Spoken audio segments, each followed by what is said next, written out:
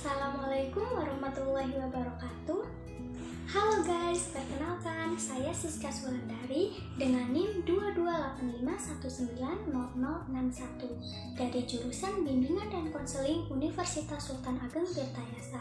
Di sini saya akan membahas mengenai konsep dasar konseling individual serta keterampilan bertanya dan keterampilan parafrase. Selamat menyaksikan. Topik yang akan kita bahas kali ini yang pertama ada konsep dasar konseling individual, yang kedua keterampilan bertanya atau question, yang ketiga keterampilan parafrase atau restatement. Langsung saja ke pembahasan yang pertama, yaitu konsep dasar konseling individual. Pengertian konseling individual. Menurut Prayitno 1994, konseling individu adalah proses pemberian bantuan yang dilakukan melalui wawancara konseling oleh seorang ahli atau konselor kepada individu yang sedang mengalami suatu masalah atau konseling yang bermuara pada teratasinya masalah yang dihadapi klien. Di mana pada konseling ini, konselor membantu konseli yang sedang mengalami masalah yang nantinya akan teratasinya masalah tersebut. Selanjutnya, tujuan konseling individual. Tujuan konseling individual secara umum adalah supaya konseli dapat mengubah perilakunya ke arah yang lebih maju melalui terlaksananya tugas-tugas perkembangan secara optimal, kemandirian, dan kebahagiaan hidup. Sedangkan tujuan konseling individual secara khusus tergantung dari masalah yang dihadapi oleh masing-masing klien. Jadi, tujuan konseling di sini adalah untuk membantu konseli dalam menghadapi masalah sehingga masalah yang dihadapinya dapat teratasi. Selanjutnya, tahapan konseling individual. Yang pertama, ada tahap awal konseling. Tahap pertama ini, sejak konseling menemui konselor hingga berjalan proses konseling sampai konselor dan konseli menemui definisi masalah atau dasar isu kepedulian atau masalah konseling.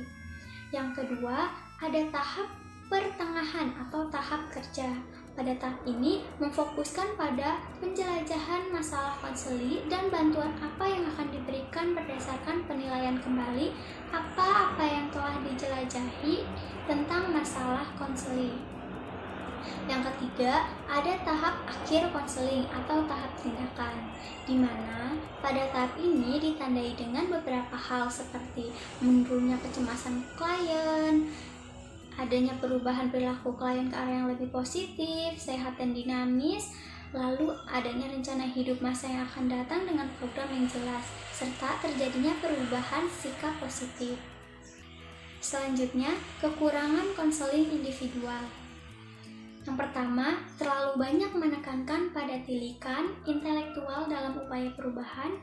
Yang kedua, penekanan yang berlebihan pada pengalaman, nilai, minat, subjektif sebagai penentu perilaku. Yang ketiga, meminimalkan faktor biologis dan riwayat masa lalu. Yang keempat, terlalu banyak menekankan tanggung jawab pada keterampilan diagnostik konselor. Selanjutnya, ada kelebihan konseling individual. Yang pertama, keyakinan pada optimistik bahwa setiap orang dapat berubah, dapat mencapai kesatuan, arah evaluasi, serta bersifat positif. Yang kedua, penekanan hubungan konseling sebagai suatu media untuk mengubah konseli. Yang ketiga, menekan bahwa masyarakat tidak sakit atau salah, akan tetapi manusia yang sakit atau salah. Sekarang kita masuk kepada materi keterampilan bertanya atau question. Pengertian keterampilan bertanya. Keterampilan bertanya adalah suatu kemampuan pembimbing atau konselor mengajukan pertanyaan-pertanyaan pada sesi konseling. Keterampilan bertanya ini ada dua macam. Yang pertama, ada keterampilan bertanya tertutup dan kedua ada keterampilan bertanya terbuka. Keterampilan bertanya tertutup adalah pertanyaan yang biasanya dapat dijawab dengan iya atau tidak, atau dijawab dengan satu atau dua kata. Sedangkan keterampilan bertanya terbuka adalah pertanyaan yang memungkinkan konseli memberikan jawaban yang terbuka dan luas. Selanjutnya ada tujuan keterampilan bertanya. Yang pertama, merangsang dan meningkatkan kemampuan berpikir. Yang kedua, melatih kemampuan mengutarakan pendapat. Yang ketiga, memotivasi konseli agar terlibat dalam interaksi. Yang keempat, melatih berpikir divergen. Yang kelima, mencapai tujuan belajar. Selanjutnya, aspek keterampilan bertanya. Yang pertama, penggunaan pertanyaan yang jelas dan singkat agar konseli tahu maksud pertanyaan yang diberikan. Yang kedua, pemberian acuan. Biasanya sebelum memberikan pertanyaan, konselor memberi acuan yang berupa pertanyaan yang berisi informasi yang relevan dengan jawaban yang diharapkan siswa. Yang ketiga, pemindahan giliran. Pada aspek ini, pertanyaan konselor perlu dijawab lebih dari satu konseli karena jawaban konseli belum memadai. Yang keempat, penyebaran. Maksudnya, pertanyaan dari konselor secara bergilir dijawab oleh konseli lain. Yang kelima, pemberian waktu berpikir, di mana konselor memberi waktu kepada konseli untuk berpikir. Yang keenam, pemberian tuntutan. Konselor memberikan tuntutan kepada konseli agar konseli yang tidak mau menjawab dapat menemukan sendiri jawaban yang benar. Selanjutnya, ada kekurangan keterampilan bertanya. Yang pertama, mudah keluar dari topik pembicaraan, di mana konseli menjawab pertanyaan konselor di luar topik pembahasan. Yang kedua, menimbulkan perdebatan. Yang ketiga, konseli bisa saja tidak tahu jawaban atas pertanyaan yang diberikan oleh konselor dan konseli tidak berpendapat. Selanjutnya ada kelebihan keterampilan bertanya. Yang pertama, mempererat hubungan antara konselor dengan konseli, dan yang kedua, melatih untuk berpendapat. Selanjutnya, contoh verbatim keterampilan bertanya. Contoh pertanyaan tertutup. Konselor, apa kamu kesal atas perlakuan orang tuamu terhadapmu? Konseli, iya Bu. Di sini, konselor memberi pertanyaan yang dapat dijawab dengan jawaban iya atau tidak.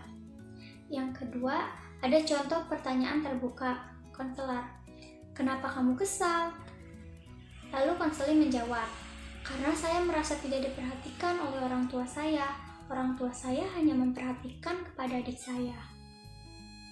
Nah, di sini konselor memberikan pertanyaan kepada konseli yang memungkinkan konseli memberikan jawaban terbuka dan luas.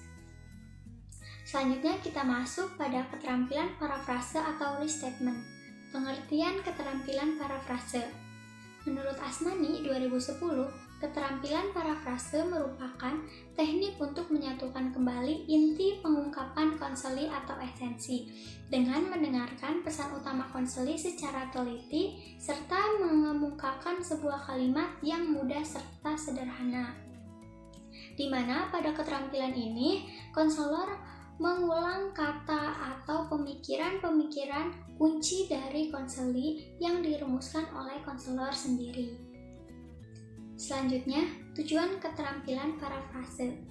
Yang pertama, untuk mengatakan kembali kepada konseli bahwa konselor bersama dia, di mana konselor di sini memahami apa yang dinyatakan oleh konseli. Yang kedua, pengecekan kembali persepsi konselor tentang apa yang dikemukakan konseli. Yang ketiga, kemukakan apa yang dinyatakan oleh konseli dalam bentuk ringkasan. Yang keempat, memberi arah wawancara. Selanjutnya, tahapan keterampilan parafrase. Yang pertama, dengarkan pesan utama konseli. Di sini konselor mendengarkan apa yang dinyatakan oleh konseli. Yang kedua, menyatakan kembali kepada konseli ringkasan pesan utamanya secara sederhana dan singkat. Yang ketiga, amati, pertanda, atau meminta respon dari konseli tentang kecermatan parafrase. Selanjutnya, contoh verbatim keterampilan parafrase. Konseli, itu suatu pekerjaan yang baik, akan tetapi saya tidak mengambilnya. Saya tidak tahu mengapa demikian. Konselor, kelihatannya kamu masih ragu.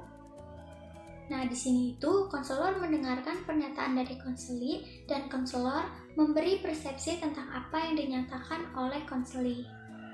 Sekian penjelasan materi yang dapat saya sampaikan dan terima kasih telah menyimak pemaparan materi dari saya. Kurang dan lebihnya mohon maaf. Wassalamualaikum warahmatullahi wabarakatuh.